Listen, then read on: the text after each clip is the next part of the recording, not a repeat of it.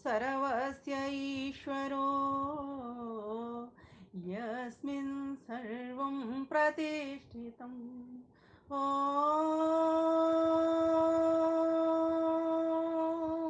यो भूतं च भव्यं च सर्वं यश्चाधितिष्ठति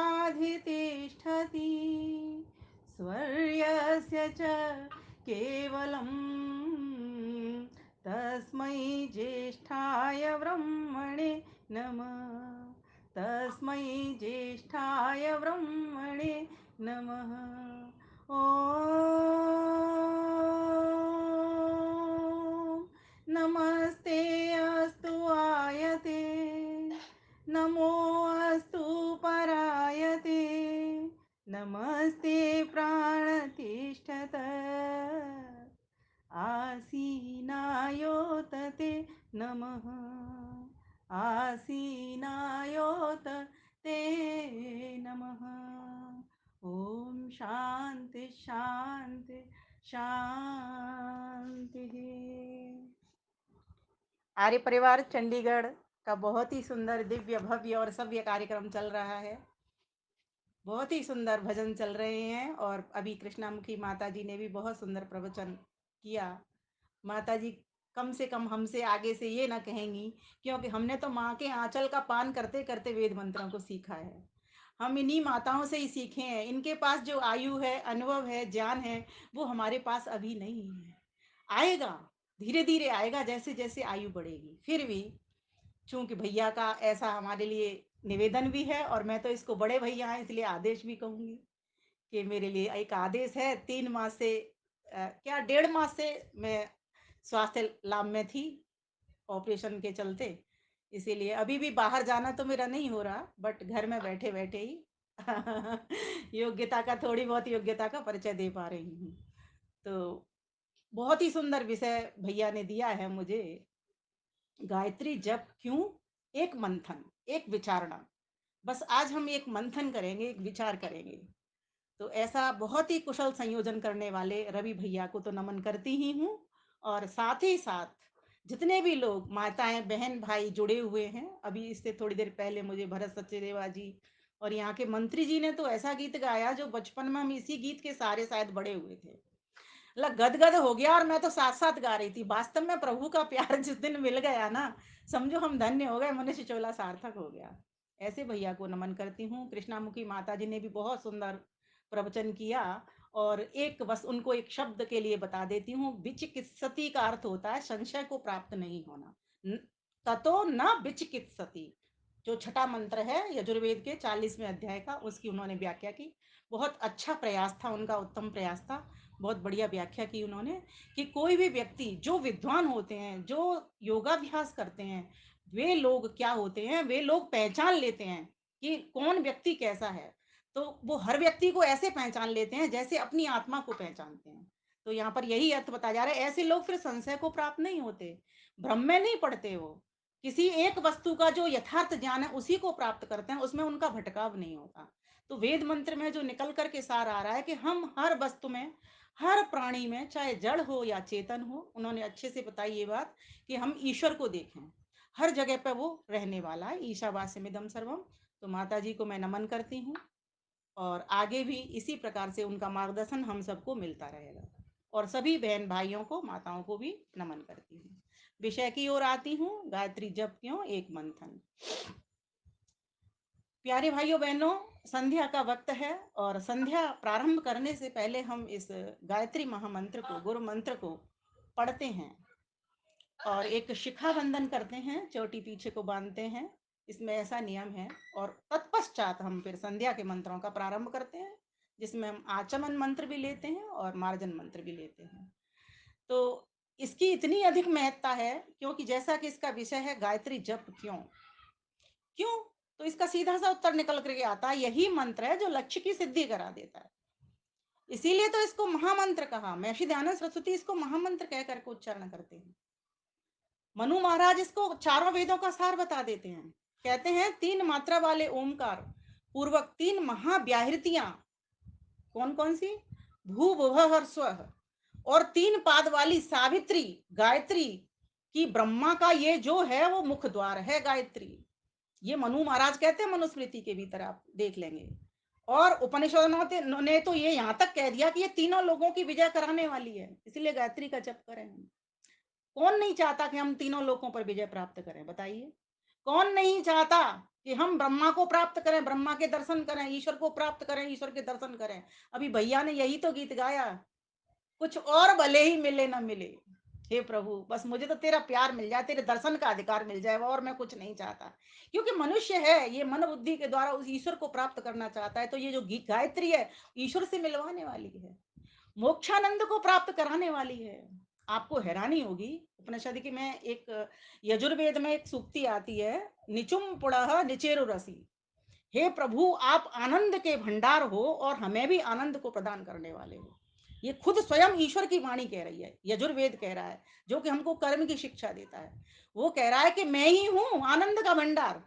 मेरे बच्चों मेरे पास आओ, मेरी उपासना करो, मेरी साधना करो, मेरी आराधना करो, मेरे पास थोड़ी देर बैठो, मैं तुमको भर भर के दूंगा। और कैसे भर के दूंगा? ये गायत्री महामंत्र जो कि तीनों वेदों के भीतर आया, ऋग्वेद के भीतर भी आया, यजुर्वेद के भीतर भी आया और सामवेद के भीतर आया। यजुर्वेद के भीतर जो आया 36वां अध्याय प्रकट लिख लेंगे आप, और तीसरा मंत्र है, वहां पर ये व्याहृतियों के साथ आया। व्याहृतियां किसको कहते हैं? जो विराट का दर्शन करा देती हैं। विराट कौन है? यो विविदितयति चराचरम जगत राजयति प्रकाशयति स विराट। जो सारे संसार को बनाता है, प्रकाशित करता है और सारे संसार में विद्यमान रहता है, सबका आधार बन करके, सर्वाधार सर्वेश्वर बन करके रहता है। ऐसे विश्व विराट का जो दर्शन करा देती है उसको व्याहृतियां कहते हैं। तो मनु महाराज ने कहा कि गायत्री का जप हम इसलिए करें क्योंकि ये ब्रह्मा को प्राप्त कराने वाली है। वहीं उपनिषदों ने कह दिया ये तो तीनों लोकों की जीत कराने वाली है। तीन लोक कौन से? जिस एक लोक के ऊपर हम रहते हैं, पृथ्वी लोक, दूसरा लोक अंतरिक्ष लोक, तीसरा लोक द्यूलोक। इन तीनों लोकों पर जय प्राप्त कराने वाली है, अर्थात इन तीनों लोकों का ज्ञान प्राप्त कराने वाली है। तो दो बात निकल करके आ गई, तो ईश्वर का दर्शन कराने वाली है और तीनों लोकों पे जय प्राप्त कराने वाली है। वहीं पर अथर्ववेद ने बहुत सुंदर कह दिया। आप मंत्र पढ़ते हो सुबह, बहुत मंदिरों में पढ़ा जाता है, बहुत नहीं पढ़ते होंगे तो पढ़ना प्रारंभ कर दें। ये गायत्री और क्या देती है? गायत्री वरदा, इसलिए मंत्र बोलते हैं स्तुता मया वरदा। ये गायत्री मैंने तुम्हारे लिए मेरे प्यारे बच्चों स्तुत की है, अर्थात प्रशंसित की है, तुम्हारे लिए दी है। क्यों दी है? क्या लाभ होगा इससे? ये गायत्री का जप क्यों? तो कहा स्तुता मया वरदा। पहले तो ये आपको वरों को देगी, 7 वर है इसके भीतर, मंत्र के भीतर, उन वरों को देगी सबको। आयु प्राणम प्रजाम पशुम कीर्तिम द्रविणम, ब्रह्म वर्चस कहते हैं ब्रह्म विद्या को, बाकी के सबके आप अर्थ जानते हैं। और यहीं तक न छोड़ती, ये ब्रह्मलोकम, अपना मोक्षानंद भी ये प्रदान करती है। तो गायत्री के 3 पाद, और चौथा अगर हम महाव्रतियां जोड़ देते हैं तो 4 पाद। जैसे एक गौ माता है, उसके 4 स्तन, और बछड़ा कोई भी स्तन पी ले उसका, और हम भी उसका दूध निकालता है, जो ग्वाला भी दूध निकालता है उसके चारों स्तनों से दूध निकालता है। तो एक एक स्तन का, इस गायत्री माता के, गौ रूपी गायत्री माता के एक एक स्तन का बड़ा जबरदस्त महत्व है। आइए थोड़ा सा इसके ऊपर प्रकाश डालेंगे। तो पहले बोलेंगे हम सभी ओम। अब हम सामान्य रूप से इसका अर्थ समझते हैं सर्वरक्षक प्रभु, ईश्वर सब ओर से रक्षा कर रहा है। क्या हमने विचार किया इस ओम को सर्वरक्षक क्यों कह रहे हैं? इस नाम में ऐसा क्या है? तो आप कहोगे महर्षि पतंजलि ने कहा था तस्य वाचक प्रणव, उस परमेश्वर का नाम प्रणव है, क्योंकि प्रकृष्टे न स्तूयते नूयते इति प्रणव, अर्थात जिसकी प्रकृष्ट रूप में सारा संसार स्तुति कर रहा है उसको हम प्रणव कहते हैं। और वही एक परम पिता परमेश्वर है जिसका अपना नाम ओम है। अब ये क्यों है? तो महर्षि आनंद सरस्वती सत्यार्थ प्रकाश के भीतर लिखते हैं कि ओम अ से अकार, उ से उकार, म से मकार। अकार के भीतर 3 चीज आ जाती हैं। कैसे रक्षा कर रहा है परमेश्वर? विराट बनकर के रक्षा कर रहा है। अगर परमेश्वर ने ये विराट संसार न बनाया होता तो हमको भोग्य वस्तुएं नहीं मिलती, हमको प्रकाश नहीं मिलता, हमको हवा नहीं मिलती, हमको अन्न नहीं मिलता, हमको जल नहीं मिलता, तो हमारी रक्षा कैसे होती? नहीं होती। वो सारे संसार को बनाता है, सारे संसार को प्रकाशित करता है, हर वस्तु का ज्ञान कराता है। वेद के भीतर प्रत्येक वस्तु के नाम लिखे हुए हैं, किस वस्तु का क्या नाम है, सारा नामकरण हर पदार्थ का परमेश्वर ने किया हुआ है। ये हमको समझ होनी चाहिए। किसी भी वस्तु का नाम अगर हम रखेंगे तो टूटी-फूटी वाणी में अधूरे नाम रखेंगे, लेकिन ईश्वर ने पूरे-पूरे नाम लिखे हैं। जितने भी नाम आगे चलते हैं, वे सभी नाम ईश्वर से लिए हुए ही चलते हैं। वो एक अलग बात है, हम अपनी भाषा में जो हमें सही रूप से संस्कृत ना पकड़ में आई, तो कुछ भी नाम उल्टा-सीधा हम बोल लेते हैं, अपभ्रंश करके बोल लेते हैं। तो ये जो गायत्री माता है, वहीं व्यास मुनि कहते हैं कि गायत्री और ब्रह्मा में तो कोई भिन्नता है ही नहीं। महर्षि व्यास ने तो यहां तक कह दिया, ईश्वर में और गायत्री में कोई भिन्नता नहीं, जबकि हम तो मान के चलते हैं गायत्री साधन है, उस ब्रह्मा से मिलाने वाली है। लेकिन वहां तो महर्षि व्यास ने कह दिया, गायत्री को जपते जपते तुमको ब्रह्मा की प्राप्ति हो जाएगी, क्योंकि इनमें दोनों में कोई भिन्नता नजर नहीं आती। क्योंकि गायत्री के जो 4 स्तन है, गौ माता मीन्स परमेश्वर के अगर 4 स्तन कर दिए जाएं, तो एक एक स्तन का पान जब हम करेंगे तो गायत्री माता प्रतिष्ठित हो जाएगी हमारे जीवन में। उसको भी मैं बताऊंगी। वहीं पर सिंगी ऋषि ने तो कह दिया कि ये जो गायत्री है वो मोक्ष का कारण है, ये गायत्री आपको मोक्ष तक पहुंचा देगी। इसीलिए वेद ने पहले ही कह दिया था कि ब्रजत ब्रह्म लोकम, मैं तुमको ब्रह्म का लोक दे दूंगा। माताओं बहनों, आज हम इस ब्रह्म लोक को थोड़ा सा समझने का प्रयास करेंगे। जब तक व्यक्ति को विश्वास नहीं हो जाता, ध्यान देना मेरे शब्दों पर, जब तक व्यक्ति को विश्वास नहीं हो जाता, तब तक वो उस वस्तु से लाभ नहीं लेता। किसी दुकानदार के ऊपर हमें विश्वास होता है कि ये व्यक्ति हमसे कपड़ा लेने गए, मान लीजिए हमने, कि अच्छा कपड़ा देगा, सही कपड़ा देगा, सही रेट लगाएगा, तो विश्वास जमता है तो हम लेते हैं। तो जब इस गायत्री के ऊपर हमको विश्वास हो जाएगा, और विश्वास कैसे होगा? शब्द प्रमाण से होगा, और महान पुरुषों के कथनों से होगा, ऋषि मुनियों के वचनों से होगा। तो वही मैं आपको बात बता रही हूँ कि ये जो है, ऋषि याज्ञवल्क्य ने तो इसको कह दिया कि ये पापों को भस्म करने वाली है, इससे सारे पाप नष्ट हो जाएंगे। वहीं भारद्वाज ऋषि कहते हैं कि ये तो ब्रह्मा का साक्षात्कार करा देती है। तो वहीं चरक कह देते हैं, गायत्री उपासना से चूंकि चरक वैद्य थे, बोले लंबी आयु प्राप्त हो जाती है, व्यक्ति दीर्घ जीवी हो जाता है। और महर्षि वशिष्ठ तो क्या कह देते हैं, कोई व्यक्ति अगर कुपथ पर चल रहा हो तो उस कुपथ से छुड़ा करके सुपथ की ओर लगा देती है, पार लगा देती है। इस गायत्री के ऊपर विश्वास जमाइए, पहले तो शब्द प्रमाण से जमाइए, जैसे मैं बता रही हूँ। और महादेव शिव ने क्या कह दिया, एक बार पार्वती ने प्रश्न किया था कि तुम इतना योग करते हो, इतनी साधना करते हो, ये कैसे कर लेते हो? बोले गायत्री की कृपा के कारण कर लेता हूं। तो महादेव शिव लिखते हैं, गायत्री तप है, योग है और साधना है। और योगी राज कृष्ण तो क्या कह देते हैं, छंदों में मैं शाम हूं, और गायत्री छंद में मैं ही बैठा हुआ हूं। भगवान कृष्ण ने तो यहां तक गीता में कह दिया कि गायत्री छंद में मैं ही हूं। और शंकराचार्य ने भी वही महर्षि मनु की बात कही कि गायत्री ब्रह्मा का द्वार है, ब्रह्मा के दर्शन कराने वाली है। और महर्षि दयानंद ने इसको गुरु मंत्र भी कहा और महामंत्र भी कह दिया। बोले इसका जाप सब करते आए हैं, हमें भी इसका जाप नित्य प्रति करना चाहिए। और रामकृष्ण परमहंस जो स्वामी विवेकानंद जी के गुरु जी थे, और उन्होंने तो कह दिया गायत्री से बहुत बड़ी शक्ति मिलती है, एक ताकत मिलती है। और स्वामी विवेकानंद ने तो यहां तक कह दिया कि ये तो सद्बुद्धि का बीज मंत्र है, इसीलिए सद्बुद्धि को प्राप्त करो। और रविंद्रनाथ ठाकुर लिखते हैं, गायत्री चारों ओर से शक्ति लाती है आपको। जो गायत्री का उपासक होता है वो चारों ओर से शक्ति को भर लेता है, चाहे ज्ञान हो, चाहे कर्म हो, चाहे धन हो, कुछ भी हो, समय हो, श्रम हो, सब में वो पारंगत हो जाता है, सब उसके सभी लोगों से अधिक हो जाते हैं। और लोकमान्य वाले गंगाधर तिलक तो यहां तक कहते हैं, गायत्री आत्मा को प्रकाश से भर देती है। अब बताइए, जब और एक और नाम ध्यान आ रहा है मुझे कि स्वामी रामतीर्थ ने और बढ़िया बात कह दी। बोले काम रुचि से राम रुचि की ओर ये बढ़ाने वाली है।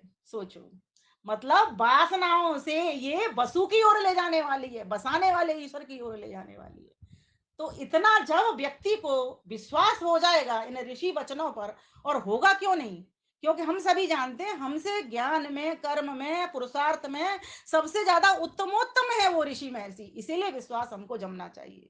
और मुझे जमा है, आप सभी को भी जमा है, तभी आप इतनी संख्या में और यहाँ पर आए हो। और यहाँ प्रबुद्ध लोग ही आए हैं, जो सुनने वाले हैं, सही माने में समझने वाले हैं, सार सार को गहने वाले हैं, वे ही लोग यहाँ पर उपस्थित हैं, जैसा मुझे दिखाई दे रहा है।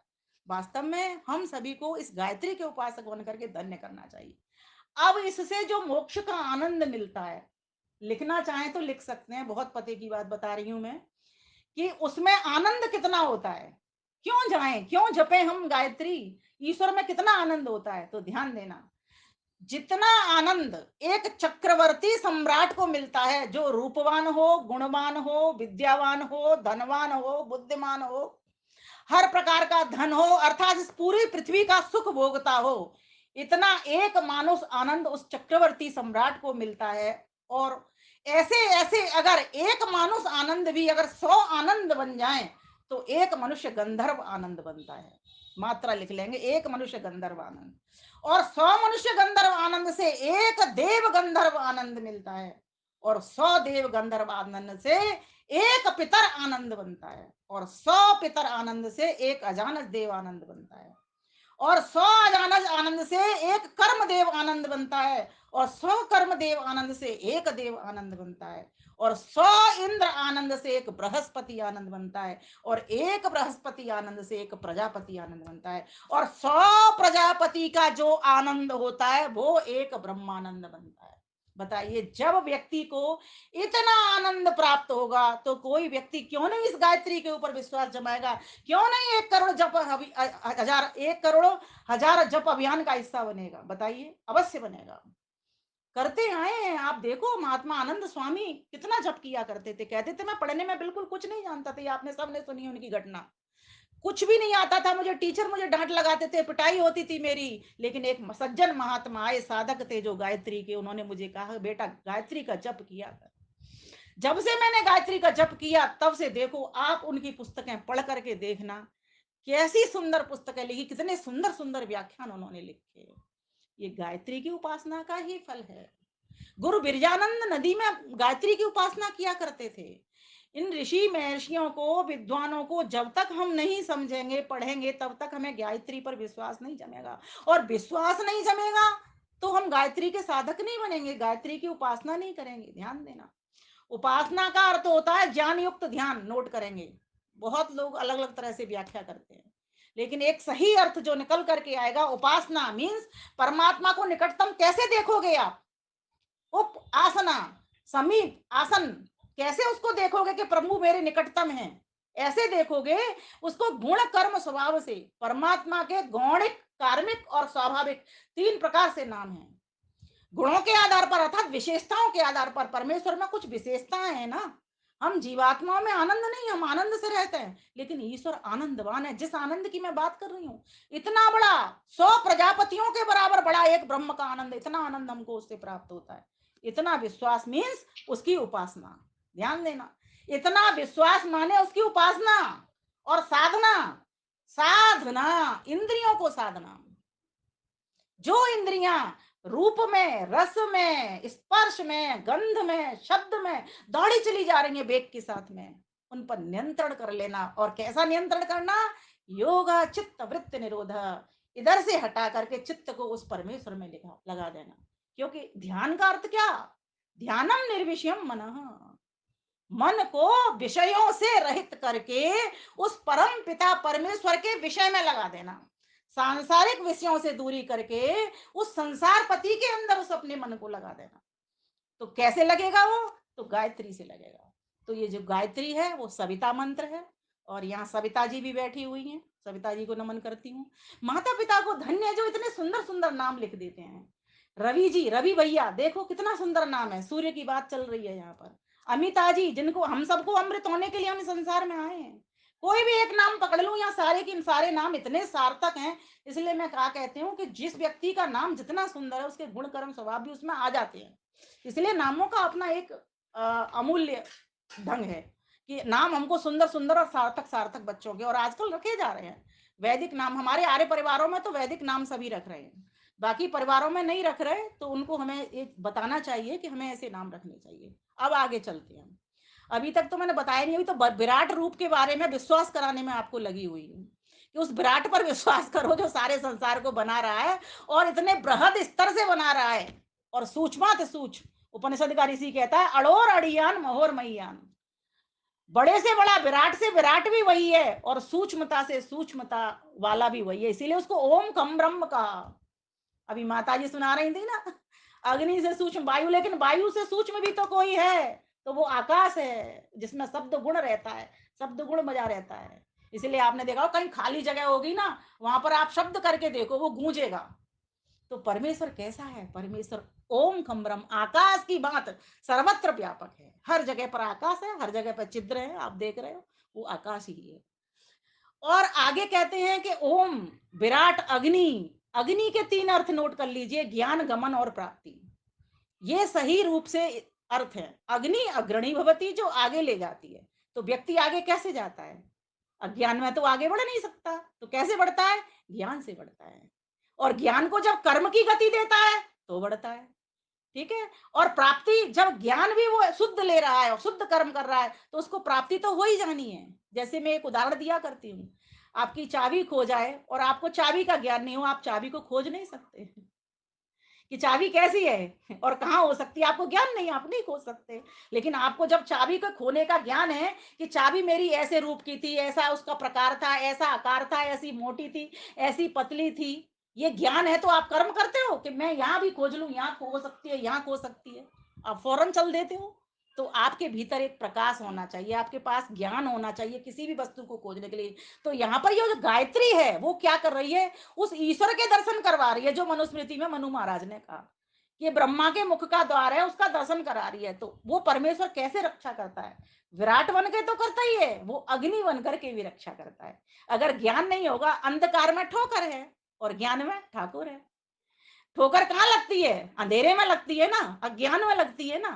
तो कहा वो परमेश्वर कैसा है? अग्नि भी है। और वो परमेश्वर कैसा, किस प्रकार से रक्षा करता है? तो कहा विश्व बन करके वो रक्षा कर रहा है। हम सभी के भीतर, आप सभी के भीतर कोई भी ऐसी चीज नहीं जहां पर वो नहीं हो। जैसा कि अभी माता जी से भी हमने ये बात तो सुन ली थी और आप सभी नित्य प्रति सुनते रहते हो। विश्व का अर्थ होता है जिसमें जिसमें हम सब रहते हैं और जो हम सब में रहता है। ऐसे परमेश्वर का एक नाम विश्व है, जो हम सबके भीतर रहता है और हम जिसके भीतर रहते हैं। तो वो सूक्ष्माति सूक्ष्म सत्ता होगी, तभी हम लोग उसमें भीतर पड़े हुए हैं। जैसे सागर में जल जीव जंतु, इसी प्रकार से इस ब्रह्मांड के एक पाद में जो ब्रह्मांड है वो उसका एक पैर है, उसमें हम सब जीव पड़े हुए हैं। 3 पग तो उसके अनंत आनंद से भरे हुए पड़े हुए हैं। जिस आनंद की मैं अभी बात कर रही थी, वो आनंद वहां पर भी मिलता है और इस संसार के भीतर में मोक्ष के जीव को मिल जाता है। सोचिए, जो आनंद इस चोले के भीतर होकर के हमको इस संसार का नहीं मिल पा रहा, जब हम मोक्ष की अवस्था को प्राप्त कर लेते हैं तो हमको इस ब्रह्मांड का, इस संसार का भी आनंद मिल जाता है और वहां का भी आनंद मिल जाता है हमको। तो इतना बड़ा परमेश्वर, और वो किस किस रूप में हम हमारी रक्षा करता है। कभी वो अग्नि बन के रक्षा करता है, तो विराट बन के रक्षा करता है, तो विश्व बन के रक्षा करता है। आगे चलते हैं। ओकार, हिरण्यगर्भ, सूर्य आदि तेजस्वी लोगों को बना करके वो हमारी रक्षा करता है। सोचो, अगर सूर्य नहीं बनाता तो क्या हमारी पृथ्वी होती? और पृथ्वी नहीं होती तो हम भी नहीं होते। ज्ञान युक्त विवेक करिए इस चीज का। हम नहीं होते, जब हम इस शरीर में नहीं आते, हमको दिखाई देने वाली इंद्रियां नहीं मिलती, तो क्या होता? हम तो बेहोश पड़े रहते हैं। ये इंद्रियां साधन है हमारे होश में लाने का, जागृत करने का ईश्वर ने, इसीलिए बहुत बड़ी कृपा करी। तो ये जो गायत्री मंत्र है, दर्शन करा रहा है हमको। तो पहले तो ओम का ही दर्शन करा रहा है, आगे आगे तो बढ़ेंगे। ये कथा एक दिन में पूरी होती नहीं है, कथा 7 दिन चाहिए होते हैं इसको। पर मैं वहीं टिक जाती हूँ अभी, जब तक हमें ठीक प्रकार से, और एक ही शब्द, एक शब्द सुप्रयुक्ता, एक शब्द भी अगर ठीक प्रकार से सम्यक रीते, सम्यक रूपेण प्राप्त नहीं हो जाता, तब तक वो काम धुक अर्थात कामधेनु के समान फलदायी नहीं होता। इसीलिए एक एक शब्द पर बारीकी से नजर रखो, एक एक शब्द का ज्ञान करो। अब देखिए, हिरण्य गर्भ, परमेश्वर के गर्भ के भीतर सभी सूर्य आदि लोग पड़े हुए हैं।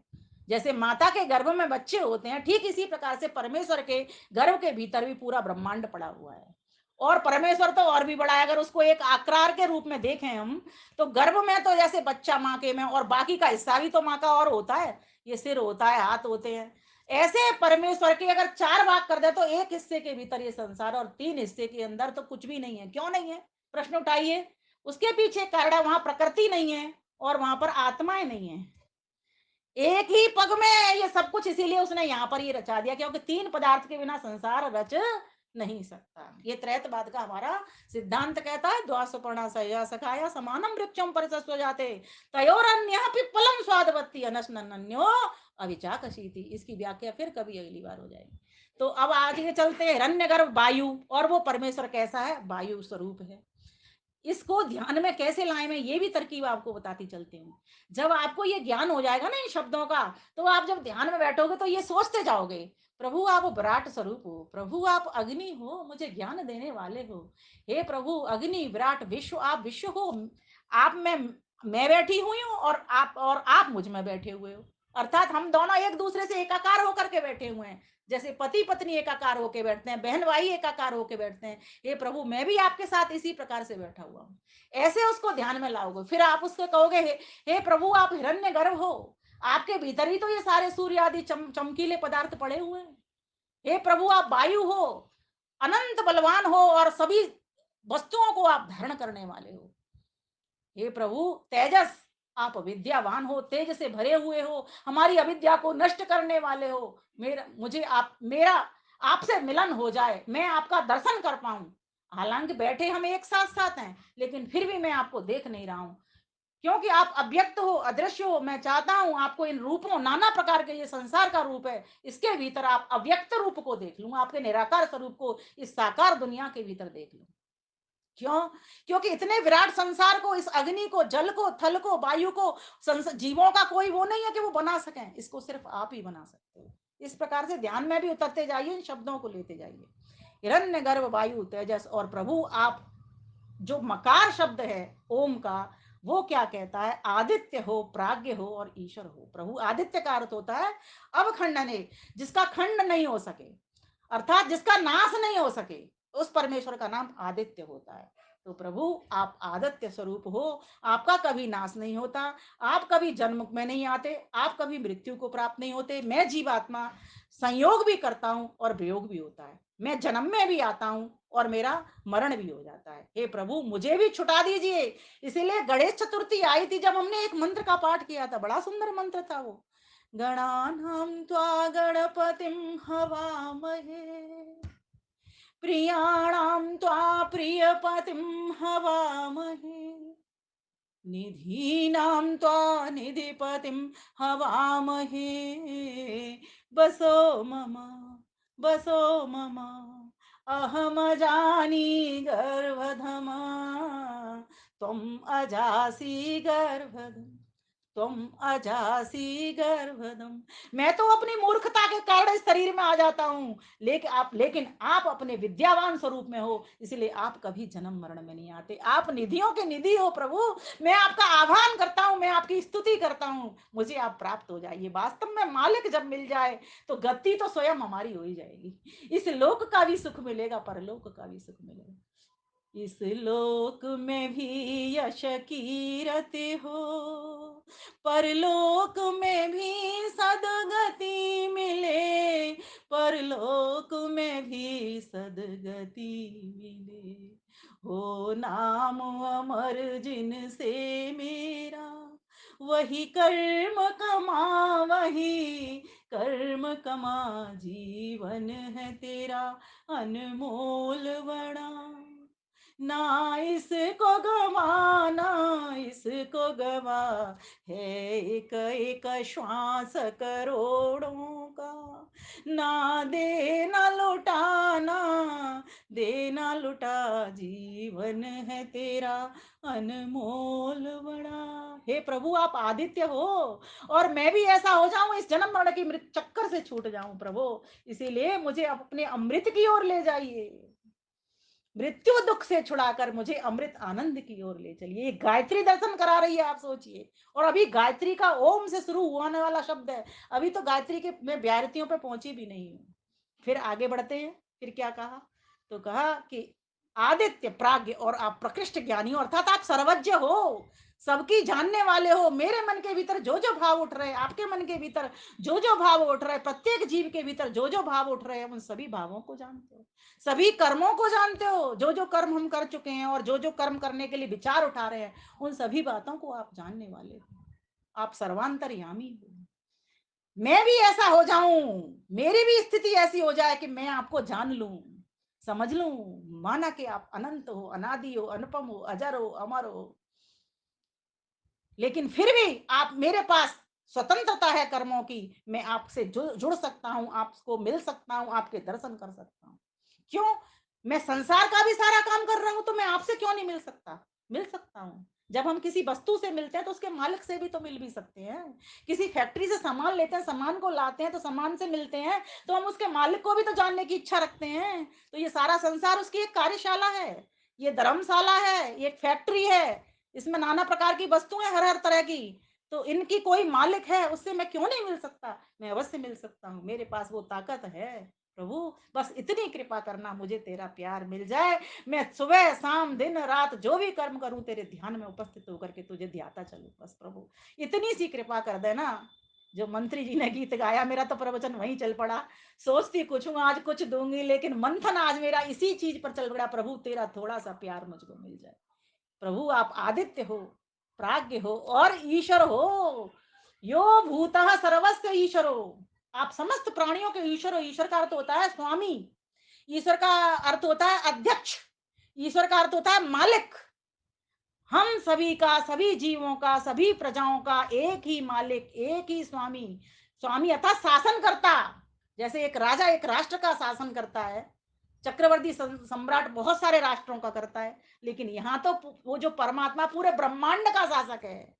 तो हे प्रभु, मैं आप शासक के पास आ जाऊं तो मैं फिर समझो गद्दी तो मेरी हो ही गई। हर तरह की वस्तु मुझे मिलेगी, संसार का सुख भी मिलेगा और तेरा भी आनंद मुझको प्राप्त हो जाएगा। तो भाइयों बहनों, ये तो रही एक छोटी सी ओम की व्याख्या बहुत छोटे रूप में।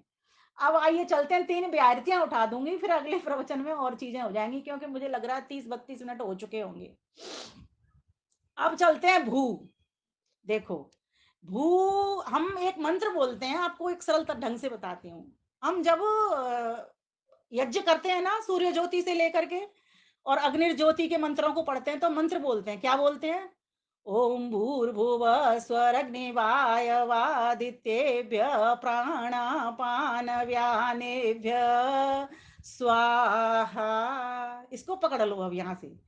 भू भुवः स्व। भू इति प्राणः, भुवः इति अपानः, स्वः इति व्यानः। अर्थात हे प्रभु आप भू हो। भू सत्तायाम, आपकी सत्ता है। कैसी सत्ता है? चेतन सत्ता है। हम सबके जीवनाधार हैं और प्राणों से भी अधिक प्रिय हैं। अच्छा एक बात बताइए, कोई प्राणों से प्रिय कब होता है?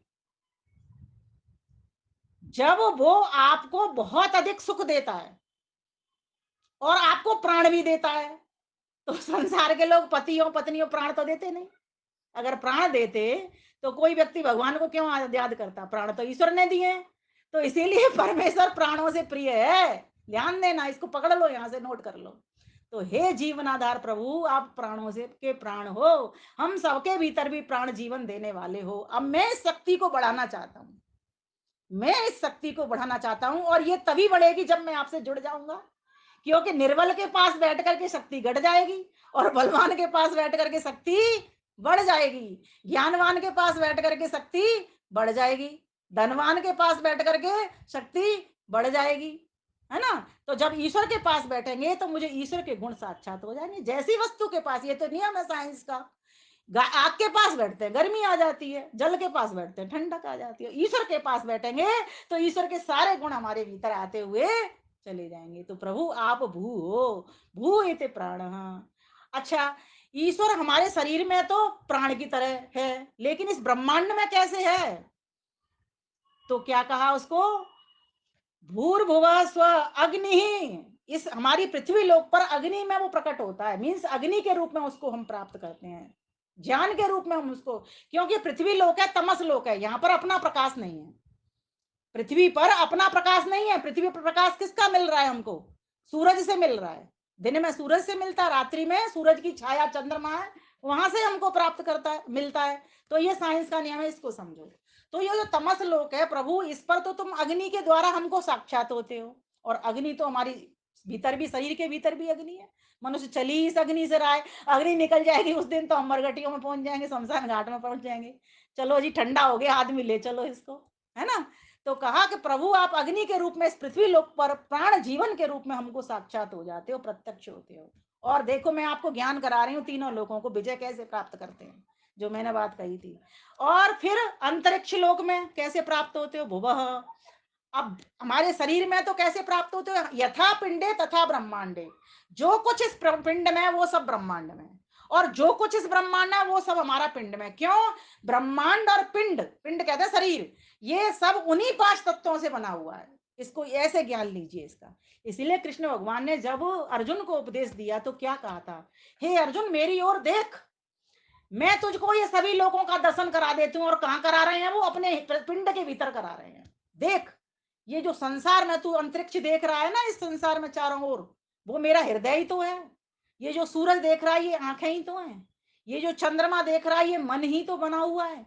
ये जो दिशाएं देख रहा है वो कान ही तो है मेरे। सारा कुछ उन्होंने पिंड में दर्शन करा दिया। और ये हम मंत्र भी पढ़ते हैं, यस्य भूमि प्रमा, यजुर्वेद के भीतर ये मंत्र भी आते हैं। यस्य वातः प्राणापानौ, इस प्रकार से तीन मंत्र एक साथ हैं। यस्य सूर्यश्चक्षु, इस प्रकार से ये तीन मंत्रों की व्याख्या वहां पर की गई है। बहुत लंबी चली जाएगी, आगे नहीं जाऊंगी क्योंकि मुझे गायत्री बतानी है आपको। तो कहा गया कि प्रभु आप भू इत प्राण, इस भूलोक में आप प्राण के रूप में मुझे प्राप्त होते हैं। भुवा इत अपाना, और मुझे दुख नाशक अर्थात मेरे दुखों को दूर करने वाले भी आप ही हो, दुखों से बचाने वाले भी आप ही हो, और दुखों को मिटाने वाले भी आप ही हो। इसलिए प्रभु मैं आपकी स्तुति कर रहा हूं।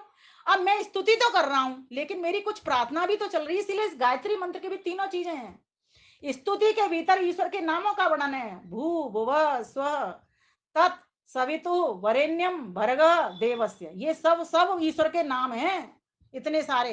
बस हमारी स्तुति उपासना कहाँ जाएगी? धीमहि, आपका ध्यान धर लूं, आपको धारण कर लूं।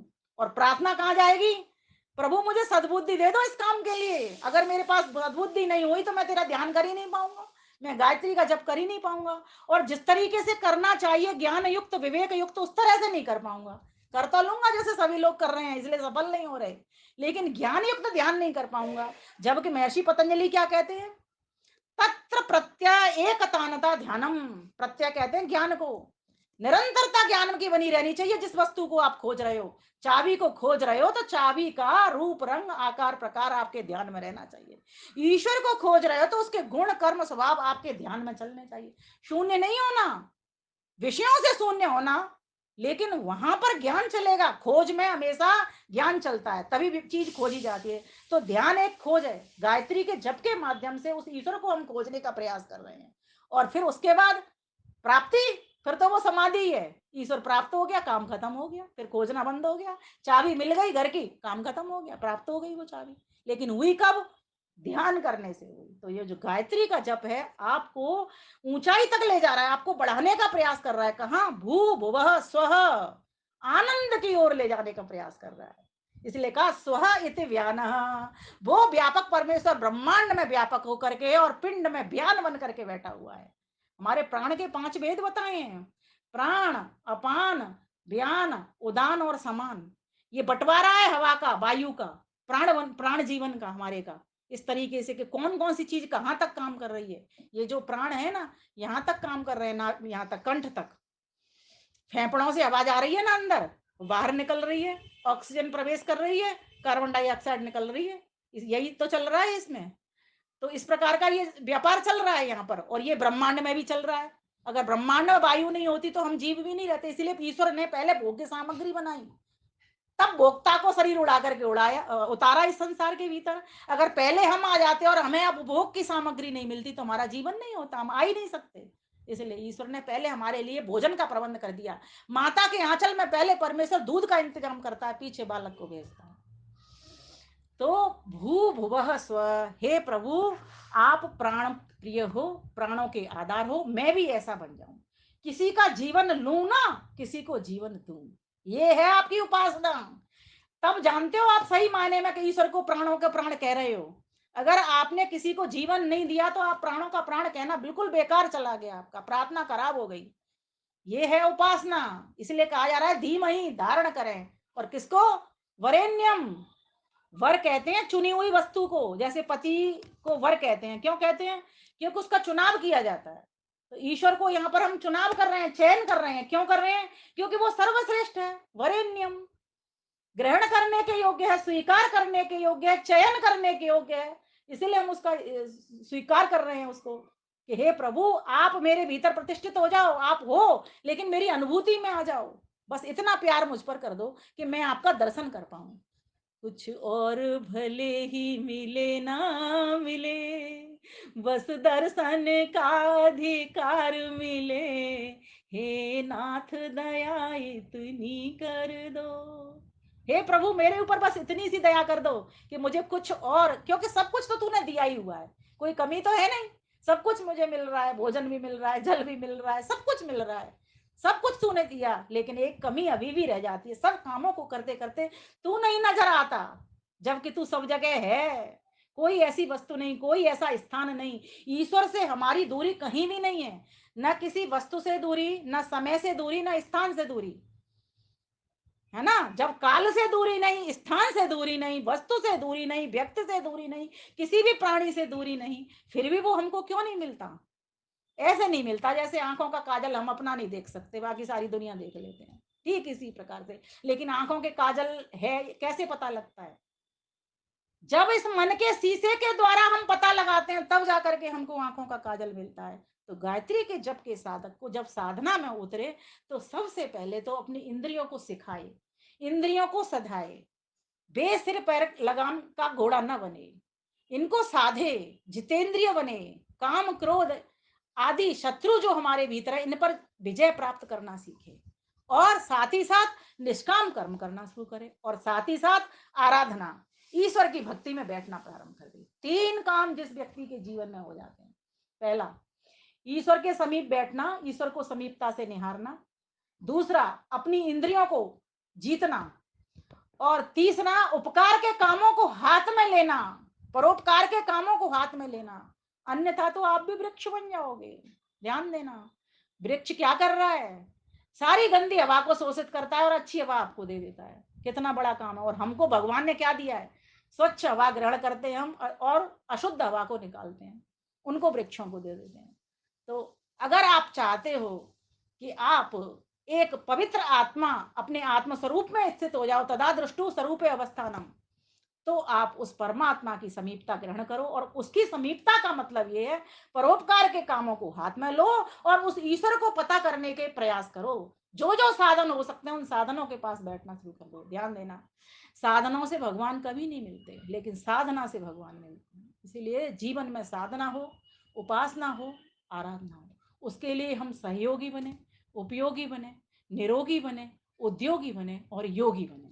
जब तक जीवन में हमारे में ये योग ध्यान उपासना नहीं आएगा, तब तक हमको गायत्री मंत्र भी विशेष लाभ देने वाला नहीं है। इसलिए प्यारी माताओं, भाइयों, बहनों, बहुत ही सुंदर, मुझे लग रहा है समय बहुत ज़्यादा हो गया, मुझे एक गीत भी अपना बोलना था, वो मैं छोड़ रही हूँ आज, फिर कभी आगे जाऊंगी।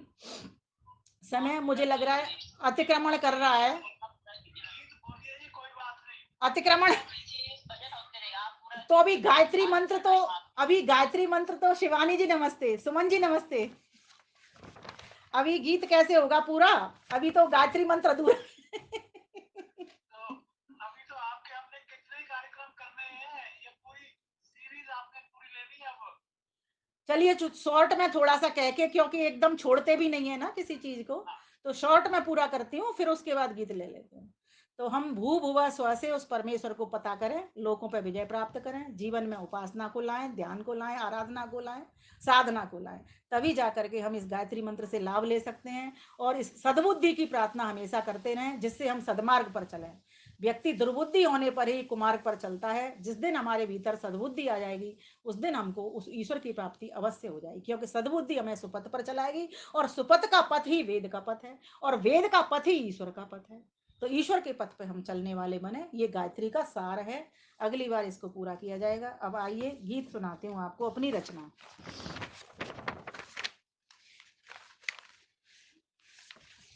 गायत्री वर की दात्री। अगली बार हम सुमन भाटिया जी से इनके म्यूजिक के साथ सुनेंगे, इनके स्वर में इस गीत को आप नोट कर लेंगे। गायत्री वर की दात्री, तव एक नाम सावित्री, जो भी जपे निरंतर प्रतिदिन, सफल वही तन यात्री। गायत्री वर की दात्री, बच्चे मन के सच्चे, तरजीह रहेगी, सुख भरनी दुख हरनी माँ, बोलो सुख भरनी दुख हरनी माँ, शीतल ठंडी तेरी छाँ, शीतल ठंडी तेरी छाँ, रहे दूर सब कष्ट व क्लेश, जपे निरंतर नित्य हमेश, जपे निरंतर नित्य हमेश, तुमसे ही व्यवहार बने, प्रीत प्रभु कर तार सने, जो भी तेरे दर पर आकर करे प्रार्थना मात्री, गायत्री वर की दात्री, गायत्री वर की दात्री, तब एक नाम सावित्री, जो भी जपे निरंतर प्रतिदिन, सफल वही तन यात्री, गायत्री वर की दात्री, तन मन चंदन करती माँ, वाह वाह, तन मन चंदन करती माँ, जीवन कुंदन करती माँ, जीवन कुंदन करती माँ, वंदन अभिनंदन सिखलाती, प्रीति नमन का पाठ पढ़ाती, वंदन अभिनंदन सिखलाती, प्रीति नमन का पाठ पढ़ाती, निश दिन प्रातः सायंकाल, निशिदिन प्रातः सायं पल, अखिल विश्व ब्रह्मांड सकल, चरवाचर दर्श करवाए, सर्व प्राण निर्मात्री, गायत्री वर की दात्री, गायत्री वर की दात्री, तब एक नाम सावित्री, जो भी जपे निरंतर प्रतिदिन, सफल वही तन यात्री, गायत्री वर की दात्री, वरण वरेण्यम करवाए, विमल भर्ग से महकाए, वरण वरेण्यम करवाए, विमल भर्ग से महकाए, ज्ञान मिले अज्ञान मिटे, काम क्रोध मधुमान मिटे, गान से मिलती शक्ति है, ध्यान से खिलती भक्ति है, जो भी शुद्ध करे उच्चारण, निर्मल मन की दात्री, गायत्री वर की दात्री, गायत्री वर की दात्री, तब एक नाम सावित्री, जो भी जपे निरंतर प्रतिदिन, सफल वही तन यात्री, गायत्री वर की दात्री, आओ नित्य नियम से गान करें, अर्थ सहित जप ध्यान करें, आओ नित्य नियम से गान करें, अर्थ सहित जप ध्यान धरें, बुद्धि भरे विज्ञान भरे, जपे तपे प्रभु पान करें, बुद्धि भरे विज्ञान भरे, जपे तपे प्रभु पान करें, बुद्धि शुद्धि करने वाली, ओज तेज भरने वाली, चारों वेद करे यश गायन, यशवल बुद्धि प्रदात्री, गायत्री वर की दात्री, गायत्री वर की दात्री, तब एक नाम सावित्री, जो भी जपे निरंतर प्रतिदिन, सफल वही तन यात्री, गायत्री वर की दात्री, गायत्री वर की दात्री, गायत्री वर की दात्री। आप सभी का बहुत बहुत धन्यवाद।